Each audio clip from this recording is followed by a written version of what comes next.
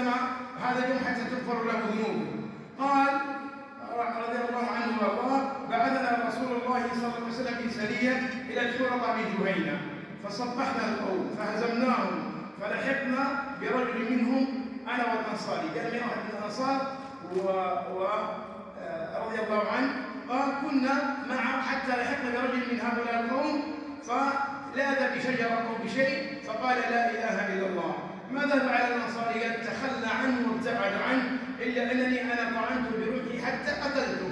قال أسامة رضي الله عنه وارضاه: فلما عدنا الى المدينه بلغ ذلك النبي صلى الله عليه وسلم، قال: يا أسامة أقتلته بعد أن قال لا إله إلا الله؟ يا أسامة أقتلته بعد أن قال لا إله إلا الله؟ يا أسامة ماذا تفعل بلا إله إلا الله إذا جاءت يوم القيامة؟ يا أسامة أشققت عن قلبي؟